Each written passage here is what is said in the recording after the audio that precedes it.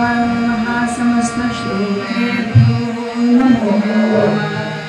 सजयति श्रीवदनो देवो यत्पादपङ्कजस्मरणं वासरतिरतमसाराशिनाशयति अवीरवदजनैवहं भ्रमरकलानि सेवितकपोलम् अभिमतफलदातारं कामेशं गणपतिं वन्दे मूकं करोति वाचालं पङ्गुं लङ्घयते गिरिं यत्कृपातं वन्दे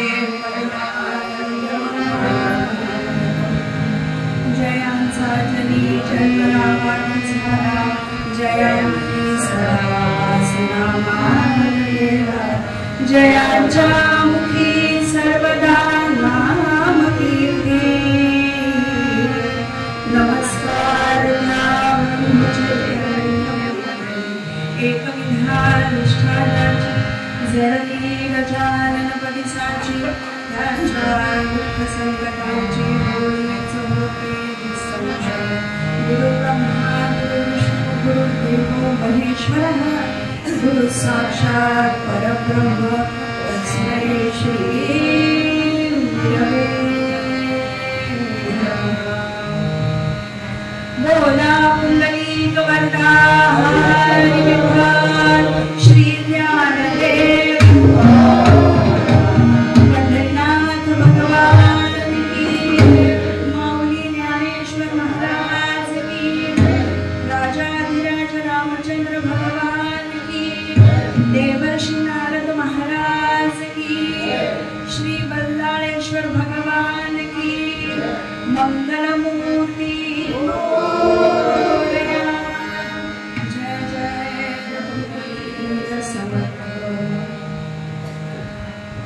कीर्तन करत असताना श्रोत्यांकडनं गजराचा आवाज मोठा येणं अपेक्षित आहे.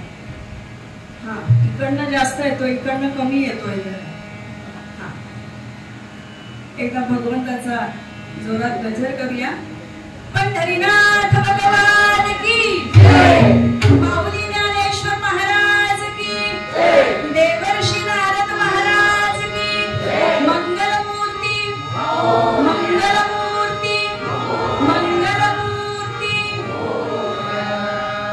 कसं ना, मराठी माणसाला तापवल्याशिवाय माणूस तापत नाही.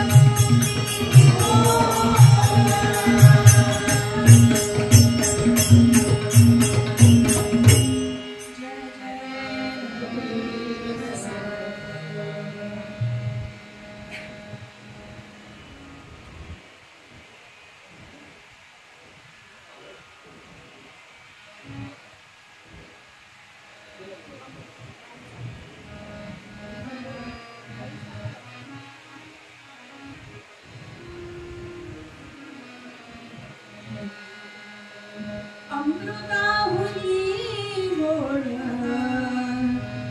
नाम तुझे देवा, नाम तुझे देवा. अमृताहुनी गोड नाम तुझे देवा, नाम तुझे देवा. माझे केशवा, माझे केशवा, कामा राधे, कामा राधे. अमृताहुनी गोड नाम तुझे देवा, नाम तुझे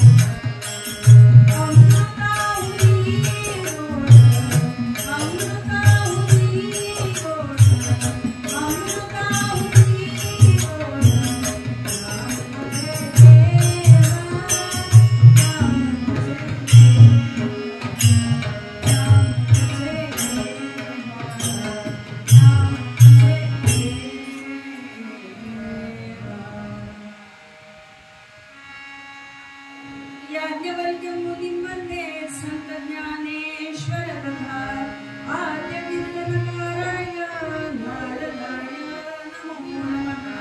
देवर्षी नारद महाराज की जय. निरूपणाला सुरुवात करण्यापूर्वी मी सर्वप्रथम इथे जे कोणी ज्येष्ठ श्रेष्ठ सगळे आहेत त्यांना वंदन करते, माझ्या गुरूंना वंदन करते.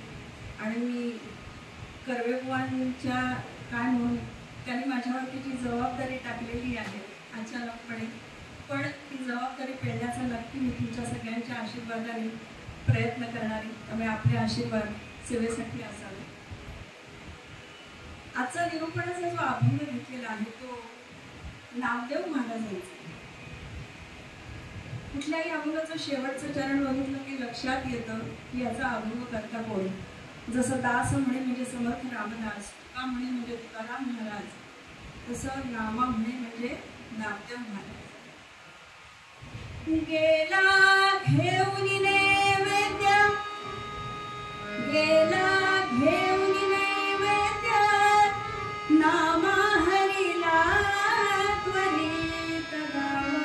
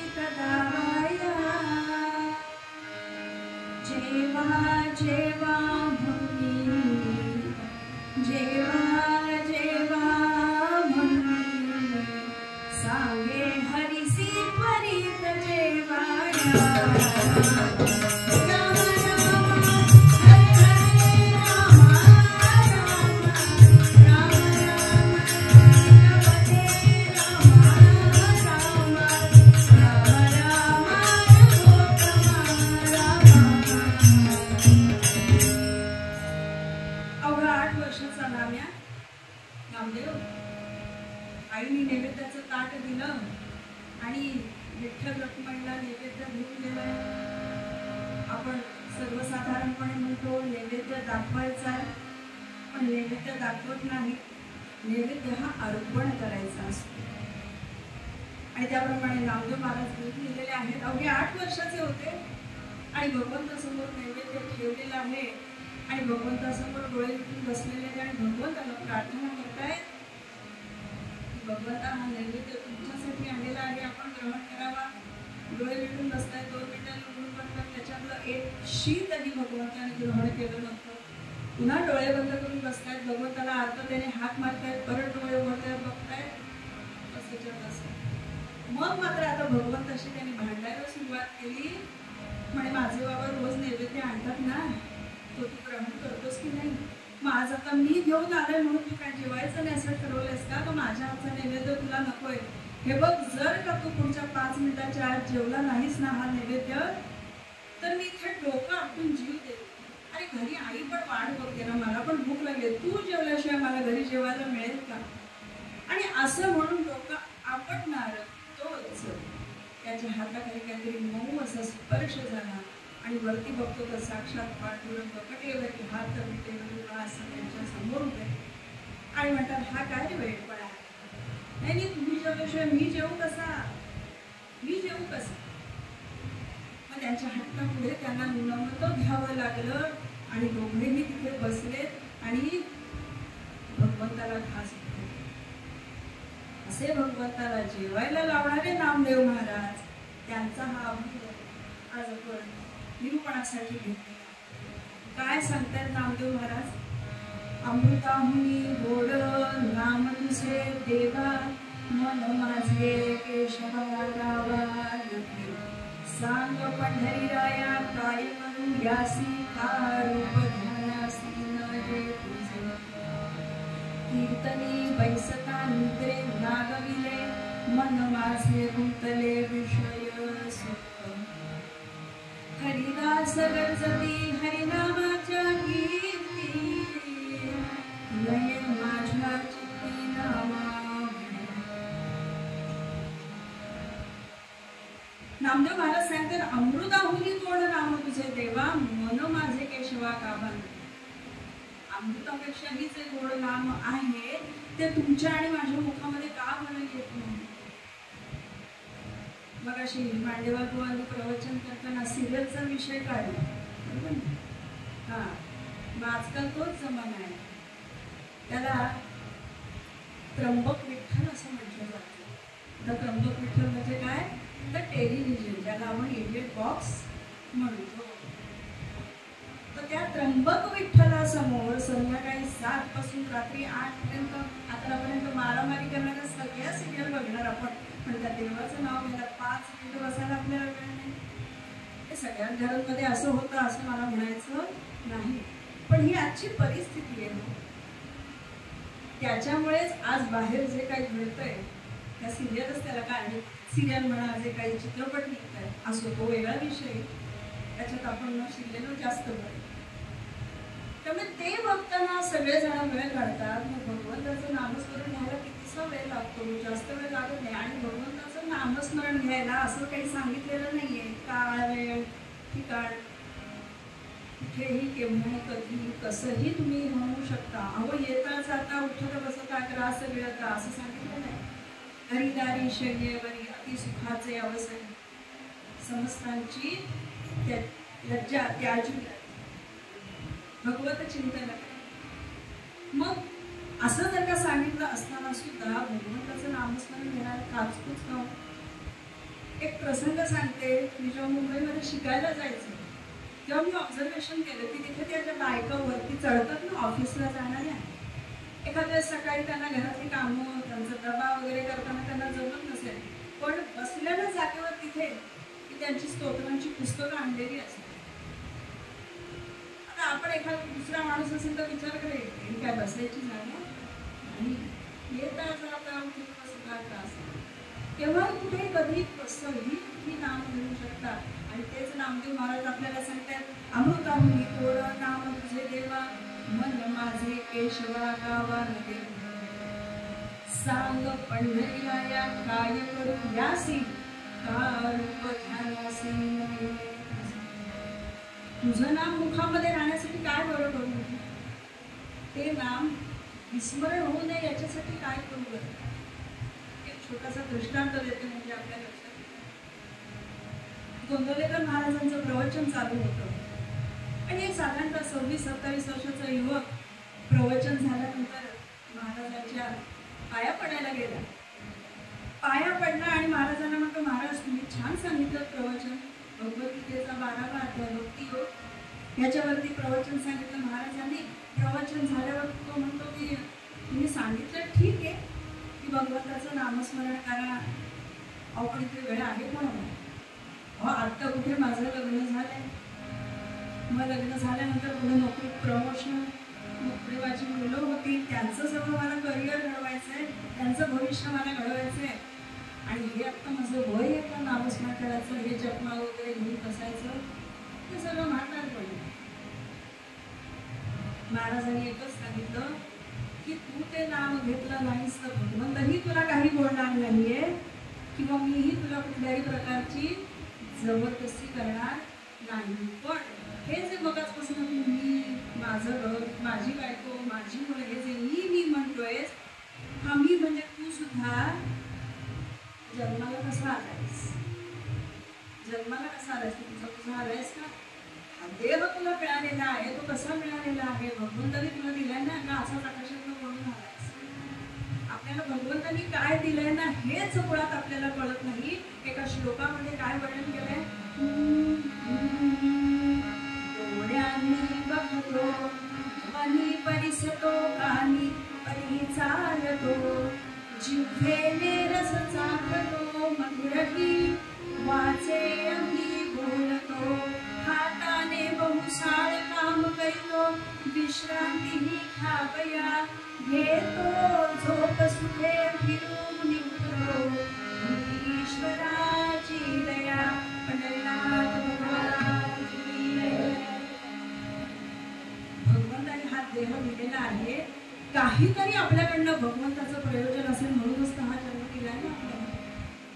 तुकाराम महाराज एके ठिकाणी एका अभंगामध्ये काय सांगताय?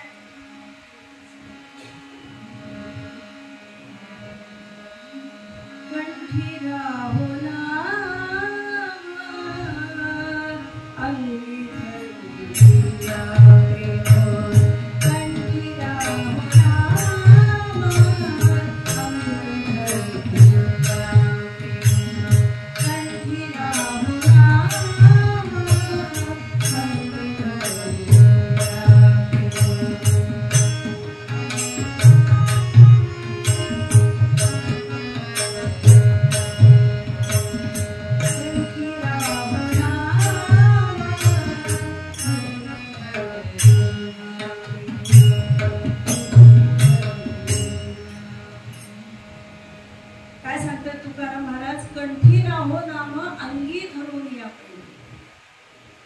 कंठामध्ये सतत भगवंताचं नाम हे असलंच पाहिजे. संतांची बाई वेळोवेळी टोळी ठेवी. संगती ही अत्यंत महत्वाची आहे. संगती कशी धरावी? संतांची धरावी. कारण का त्यांच्याच पायी काय आहे आपला उत्कर्ष आहे. आणखी एक छोटासा दृष्टांत सांगते आणि पटकन पूर्वरंग संपवते. एकदा तुकाराम महाराज वारीला निघाले होते. सगळ्या वारकऱ्यांबरोबर वारीला निघालेले. आणि काय झालं, वारी निघत असताना असंच एक पांडुरंगाचं मंदिर होतं, विठ्ठलाचं मंदिर होतं. त्या मंदिरामध्ये चोरी केली काही चोरांनी आणि चोर पळाले. आता पळाले ती जी वारी चालली होती त्या वारीमध्ये ते चोर त्यांच्याबरोबर घुसले, जेणेकरून आपल्याला पोलीस पाटलाने पकडू नये या उद्देशाने. पण काय झालं की वारी गावच्या एका पाटलाच्या वाड्यावर जाणार.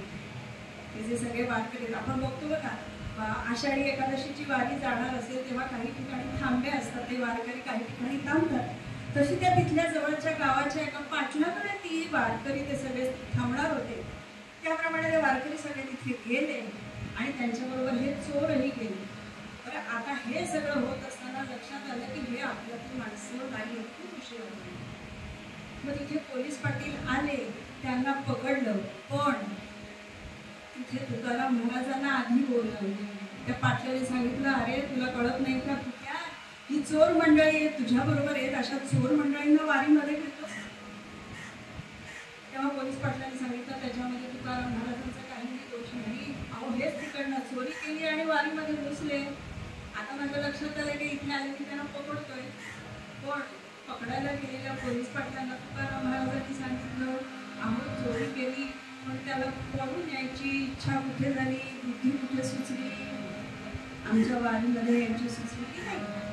आता असं करा, मी त्यांना समजावून सांगतो आणि तुम्ही त्यांना सोडून द्या. त्यांना माझ्यामध्ये आता मी सांगून करतो. आणि तुकाराम महाराजांच्या सांगण्यावरनं पोलीस पाटील तिथून निघून गेले आणि त्या चोरांना उपरती झाली आणि त्यांनी तुकाराम महाराजांच्या पायावर लोट टाकला. महामहिमा कशाचा आहे? केवळ आणि केवळ नामस्मरणाचा. पुढच्या चरणामध्ये आपल्याला काय सांगतात नामदेव महाराज की कीर्तनी वैसता निद्रे नागविले, मन माझे कुंतले विषय. रामेव धिला कुंभकर्ण, रामेव धिला कुंभकर्ण, निद्रा देवी झाली निराधार. म्हणे येऊन प्रभू जवळी, प्रभू मज द्यावा आधार. प्रभू रामचंद्रांनी कुंभकर्णाला मारलं आणि कुंभकर्णाची पत्नी निद्रा देवी ही निराधार झाली. आणि प्रभू रामरायांकडे येऊन सांगते की माझ्या पतीला आपण यमसदनाला पाठवलं, आता माझा उपाय, माझा वाली कोण? तेव्हा भगवंतांनी सांगितलं, तू असं कर ग, कीर्तन प्रवचनामध्ये जा, तिथे तुला तुझे आपतेष्ट मिळते. तेव्हापासून कितीही सुश्राव्य कीर्तन असो, प्रवचन असो, ही निद्रा देवी आल्याशिवाय राहत नाही. फक्त आता एकच सुविधा इथे खुर्च्या बसायला दिलेल्या असल्यामुळे कोणीही खांबाला टेकून बसू शकत नाहीये. पंढरीनाथ नाही तर खांब बघून सगळे बसतात. आणि ही निद्रा देवी आहे ना मंडळी, एकटी येत नाही बरं का. तिच्या दोन मैत्रिणी घेऊन येते. एक म्हणजे जांभई आणि दुसरी म्हणजे पंढरीनाथ. कीर्तनी वैसता निद्रे नागविले, मन माझे कुंतले विषय असो. कीर्तनाला मनुष्य येतो पण पूर्णपणे कीर्तनात असतो म्हणून काही ठराविक असू शकतो. पण जास्त करून मनामध्ये विचार येत असतात.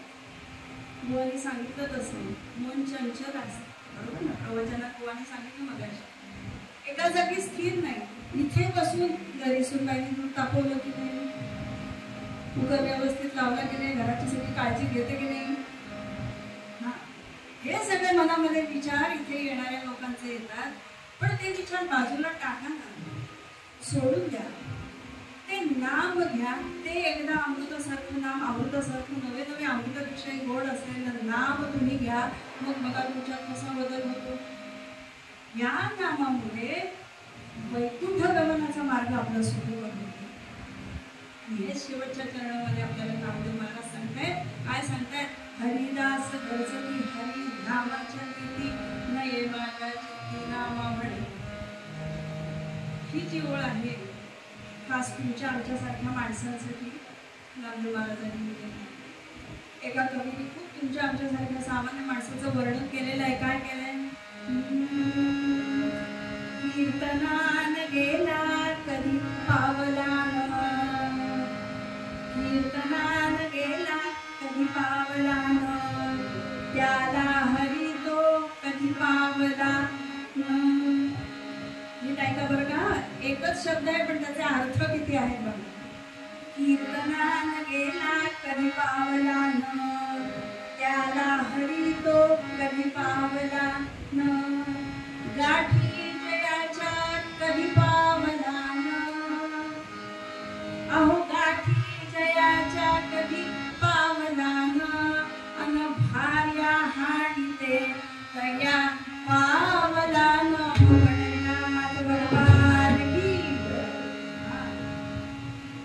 बघा, सर्वसाधारण माणूस असा असू शकतो. हे मूर्तिमंत उदाहरण या कवनातलं दिले की जो स्वतःच्या खर्चाने कुठेही कधी भगवंताची भक्ती करत नाही. देवळात जायचं म्हटलं की चल रे तुझे 20 रुपये दे, दुसऱ्याकडनं दुसरे घेऊन पैसे देणार. फुकट फुकट ते पौष्टिक. मग अशा माणसाची काय सोय होते? गाठी जयाच्या कधी पावला न, मग भार्या हाणी ते तया पावला.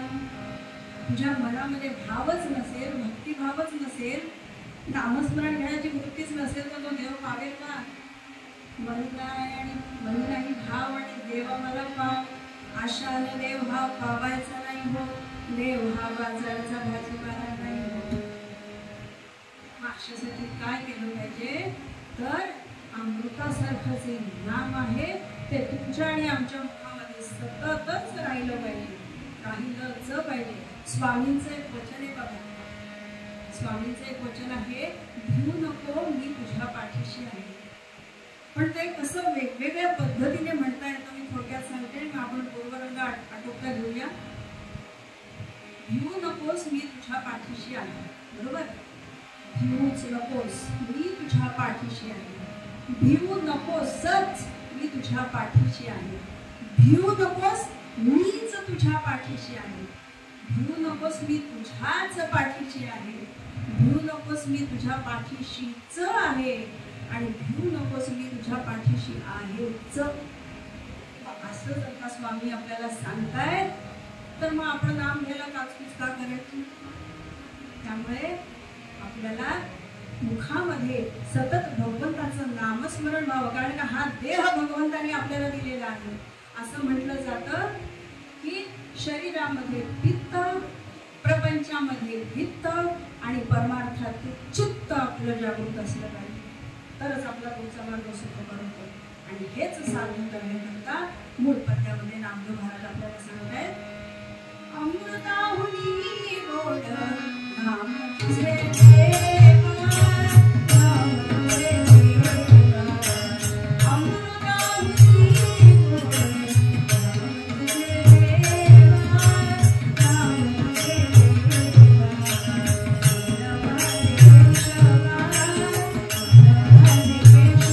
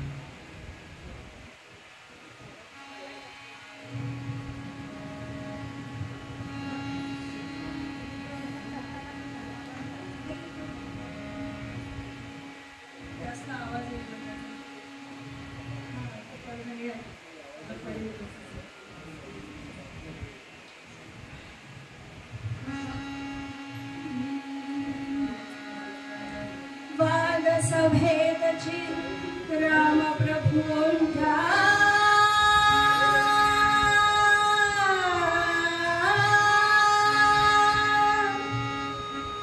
वाद सभेतची राम प्रभूंच्या उपस्थित हो झाला वाद सभेतची राम प्रभूंच्या उपस्थित हो झाला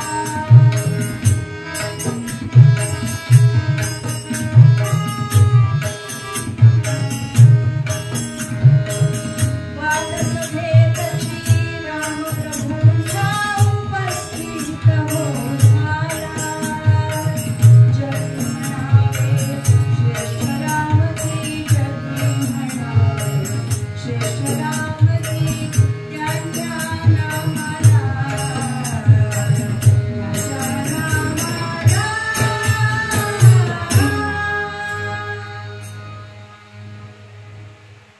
प्रभू रामरायांची सभा भरलेली रत्नजडित अशा सिंहासनावरती भगवंत विराजमान आहेत. नील जांबुवंत हनुमंत विश्वामित्र ऋषी लक्ष्मण वामांगी सीतामाई असे सगळे बसलेले आहेत. राज्याभिषेकानंतर सगळ्यांना प्रसाद देऊन झालेला आहे. कोण कोण येऊन गेले? अंध पांगळा बहिरा मुका हे सगळे जण येऊन गेले आणि सगळ्यांना भगवंताने प्रसाद दिलाय. सगळेजण आपापल्या घरी भगवंताचं दर्शन घेऊन आणि भगवंताकडनं प्रसाद घेऊन आपापल्या घरी गेलेले. आणि अचानक काय झालं की चर्चा सुरू झाली आणि चर्चा होता होता विषय असा निघाला की प्रभू राम मोठे की त्यांचं नाम मोठे.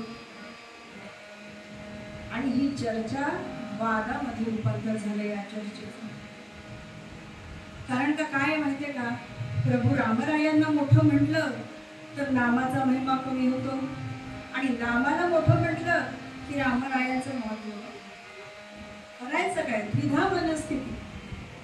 आणि ही सगळी चर्चा चालू असताना आपल्या गादीचे मानव तिथे उपस्थित झालेले आहेत, ज्यांची ख्याती कशी होती. आले नारद मुनी ते, आले नारद मुनी ते, नामस्मरणी जयांची हो महती. आले नारद मुनी ते, नामस्मरणी जयांची हो महती. नितनाम भगवंताचे, नितनाम भगवंताचे, सातत्याने तिन्ही लोक वरती. राम राम राम हरे हरे, राम राम राम राम सीतापते, राम राम राम राम नभोत्तमा राम.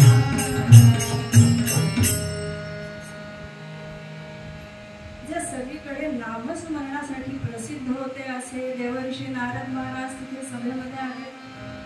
आणि सभेमध्ये आल्यानंतर एक प्रकारची भयान शांतता त्यांना जाणवली. काहीतरी नक्की बिनसलेलं आहे, काहीतरी विषय चालू होता आणि मी आल्यावर बंद झाले असं त्यांच्या लक्षात आलं. आणि तिथे गेले आणि प्रत्येकाला विचारतायत काय झालं, नक्की कुठला विषय तुमचा चालू होता. आता काय विचारायचं, काय बोलायचं. मुळातच विषय इतका गहन आहे की राम मोठे की नाम मोठे. आपल्याला पण ह्याच्यामध्ये काही करता येईल का बघा निवाडा, प्रश्नच तसा आहे.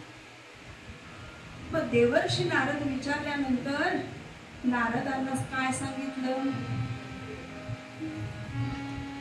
पुसती नारदास उपस्थित सारे, पुसती नारदास उपस्थित सारे, पुसती नारदास.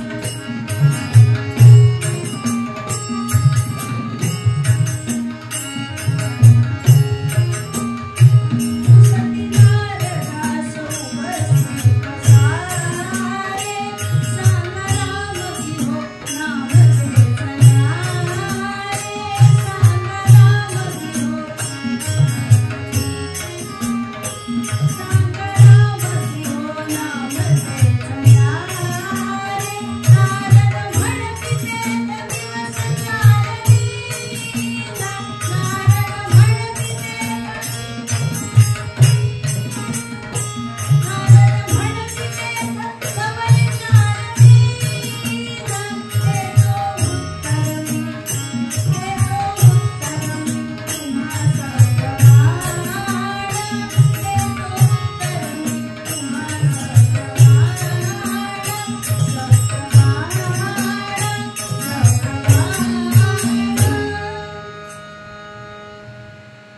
काय विचारले? नारद महाराज, आता तुम्हीच न्याय निवाडा करा बरं. मगाचपासून आमचा विषय चाललाय की प्रभुराम मोठे की प्रभूंचं नाम मोठं आहे, आम्हाला तर काही कळत नाही, आता तुम्हीच आम्हाला सांगा.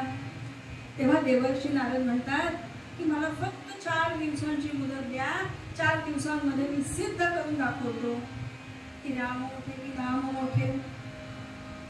झालं ठरल्याप्रमाणे सगळेजण आपापल्या स्थानी गेले आणि नंतर देवर्षी नारद महाराज कुठे गेले बरं?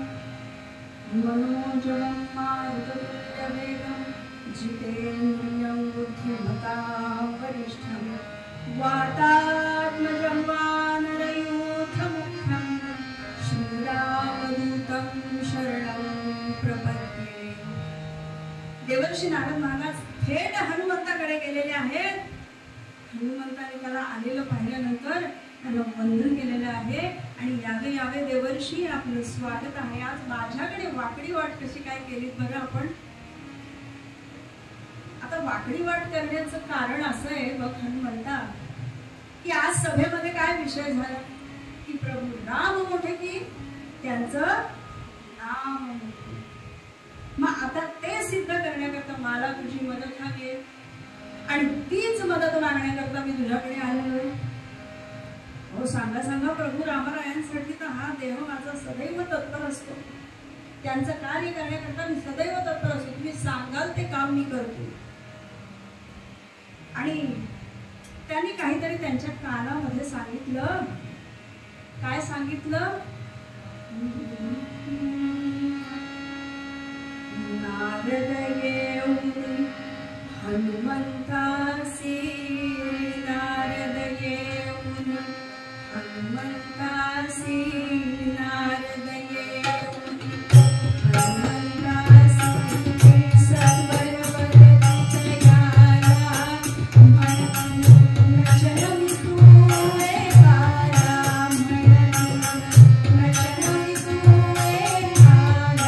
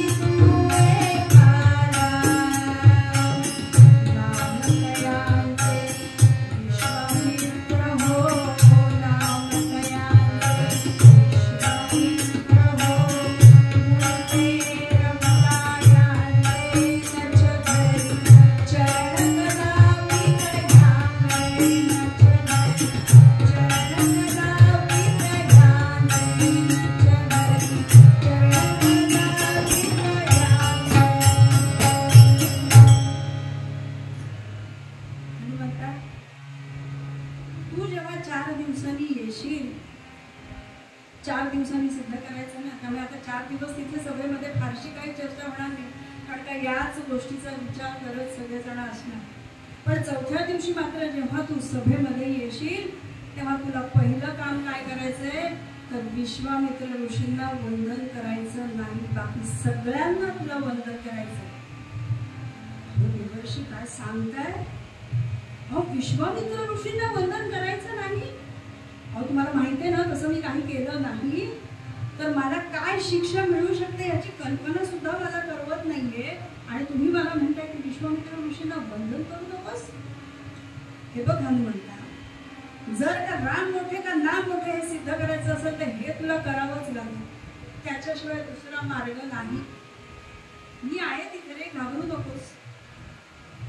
आता काय प्रभू रामरायांचं नाम श्रेष्ठ आहे का राम मोठे आहेत हे सिद्ध करण्याकरता देवर्षींनी जे आपल्याला सांगितलेलं आहे ते आपल्याला केलंच पाहिजे. आणि मग ठरल्याप्रमाणे 4थ्या दिवशी सगळी सभा परत भरलेली आहे आणि आधी सगळे आलेले. हनुमंत जरा थोडे उशिराच आले. ही सगळी योजना कोणाची बरं? देवर्षी नारदांची. काही लोक म्हणतात कळीचा नारद म्हणून, पण कळीचे नारद नाही हो, कळकळीचे नारद होते. कळकळीचे नारद होते की कुठलीही गोष्ट चांगली व्हावी, न्याय मिळावा, ह्या गोष्टीने कळकळ होती त्यांच्या मनात, तळमळ होती. त्याच्यामुळे हे प्रयत्न ते करत होते. आणि मग जरा हनुमंताला तू थोडा उशिराच ये असं सांगितलं. आणि मग त्याप्रमाणे हनुमंत सभेमध्ये आलेले, आल्यानंतर सगळ्यांना वंदन केलंय असं दाखवून त्यांच्या आसनावरती बसले. आणि सभेला सुरुवात होणार तेवढ्या मिठात पाण्याचा खडा पडावा तसं झालं. देवर्षी नारद खाडकन उठले आणि प्रभू रामरायांना म्हणतात, प्रभू तुमच्या लक्षात आली काय एक गोष्ट? काय हो देवर्षी? अहो हनुमंतांनी इथे बसलेल्या समस्तांना नमस्कार केला, पण विश्वामित्रांना नमस्कार केला नाही, त्यांना वंदन केलं नाही. जे तू करू नकोस सांगितलेलं त्याचीच आग लावली. आता तिकडे हनुमंत डोक्याला हात लावून बसले आणि म्हणे, बापरे, यांनीच तर मला सांगितलं ना देवर्षींनी की तू त्यांना वंदन करू नकोस. मग आता माझ्याच विरुद्ध का आगीत तेल ओततायत, माझ्याच विरुद्ध का भडकवतायत? पण आता ठीक आहे, जे काय होईल ते बघत बसायचं, दुसरं काहीच हनुमंतांसमोर काही पर्यायच नव्हता.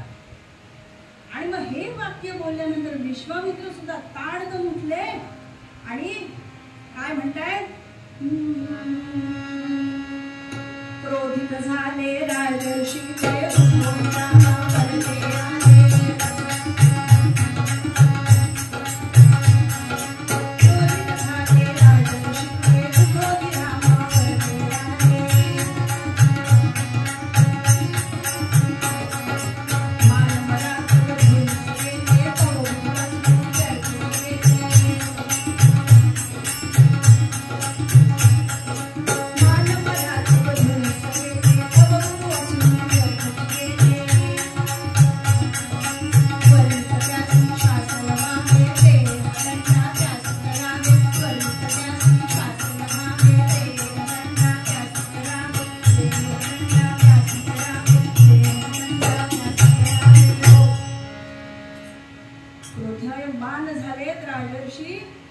आणि उठून रामाजवळ आला. तर रामाला म्हणाले, रामा, हे जे काही केलेलं आहे ना हनुमंतांनी ते माझ्या मगाशी थोडं लक्षात आलेलं, पण म्हटलं जाऊ दे, वाद नको, पण बरं झालं नारदा तू मला हे दाखवून दिलं.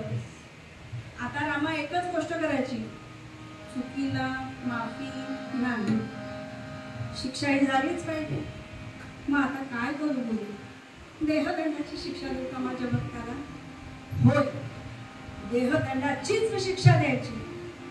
उद्या सकाळी जेव्हा सूर्योदय होईल त्यावेळेला त्याला देहदंडाची शिक्षा द्यायची. हे ऐकलं मात्र हनुमंत गलितगात्र झाले.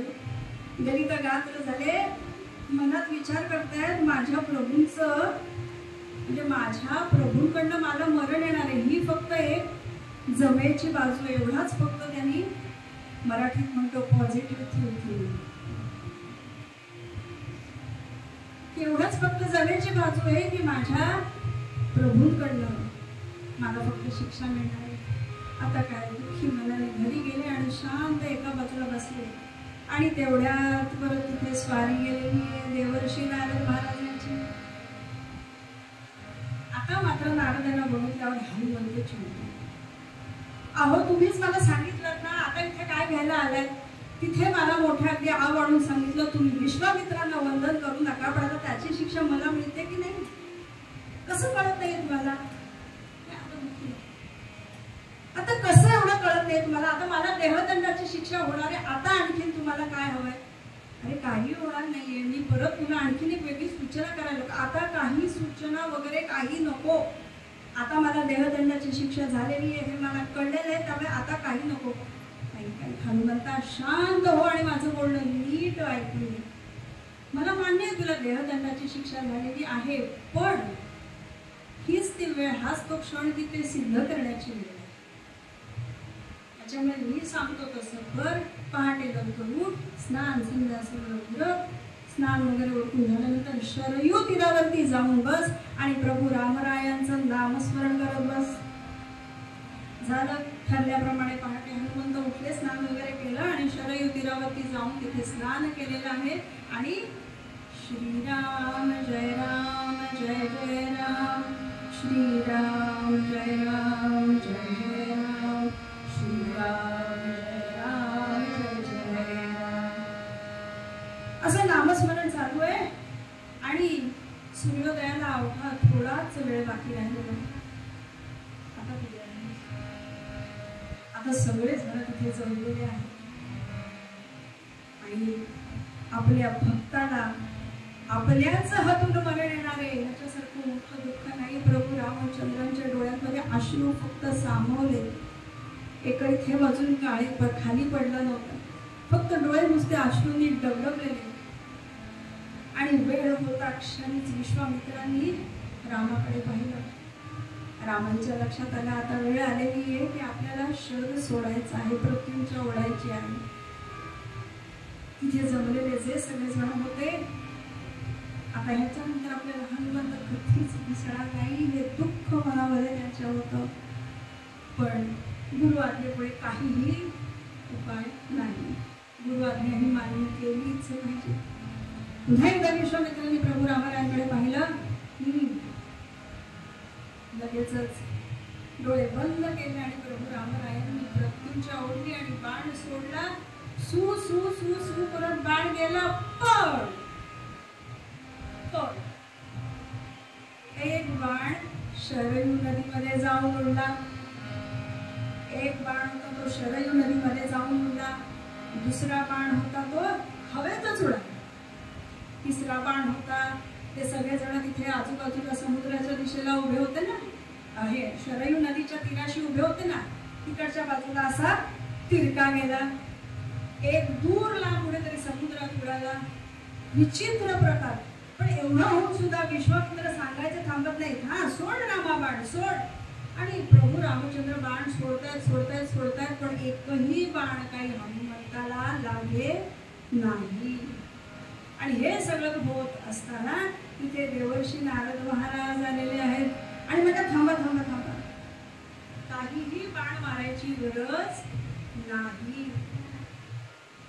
अजूनही तुमच्या कोणाच्या लक्षात नाही आलं का काय? अहो तुम्हीच तर मला सिद्ध करायला सांगितलं होतं ना की राम मोठे की नाम मोठे. हे मी सिद्ध केलं. कसं? सोडून भात्या मागुनी, सोडून बाणा मागुनी, भात्या मधुनी राम बाण जेथे. सोडून भात्या मधुनी बाणा मागुनी राम बाण जेथे. नच मृत्यू प्राप्त कपिसी, नच मृत्यू प्राप्त कपिसी, नामस्मरणे कवच की हो झाले. राम राम राम हरे हरे, राम राम राम राम सीतापते, राम राम राम राम रघुत्तमा राम. एवढे सगळे बाण तुम्ही सोडले पण एक तरी बाण हनुमंताला लागला का? नाही लागला. का बरं? हाच तर खरा महिमा आहे नामाचा. त्यांनी श्रीराम जय राम जय जय राम हे नामस्मरण सतत चालू ठेवलं आणि त्या नामस्मरणाचं कवच मारुती रायांभोवती निर्माण झालं. आणि त्या कवचामुळे तुम्ही सोडलेला कुठलाही बाण त्यांच्यापर्यंत गेला नाही. नव्हे तर त्यांना कुठल्याही प्रकारची इजा पोहोचवू शकला नाही. म्हणजे याचाच अर्थ काय होतो? अहो प्रभू राम तर श्रेष्ठ आहेतच, पण त्याही पेक्षा गोड काय आहे तर नाम आहे.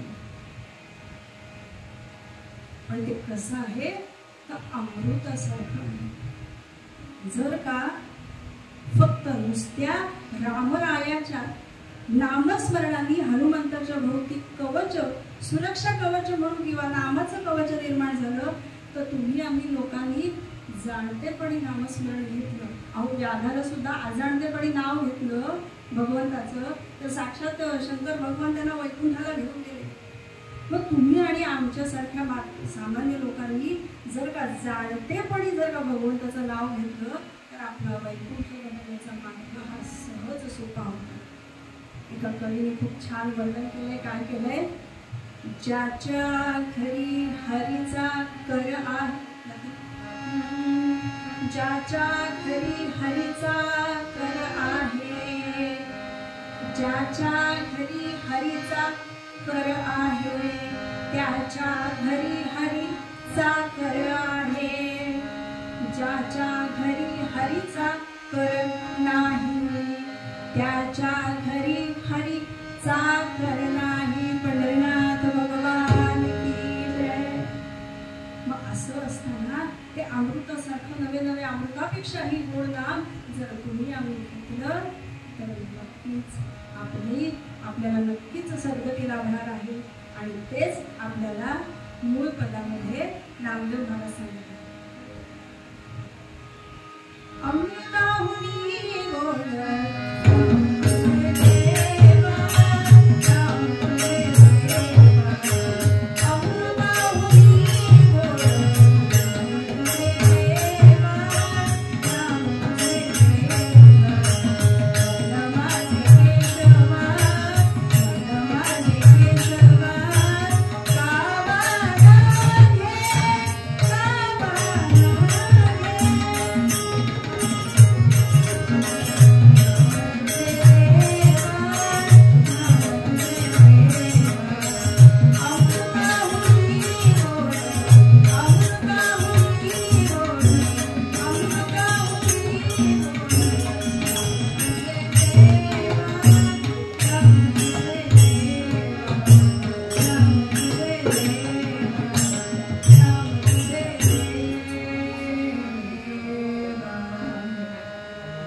झालेली सेवा भगवंताच्या चरणी अर्पण करते.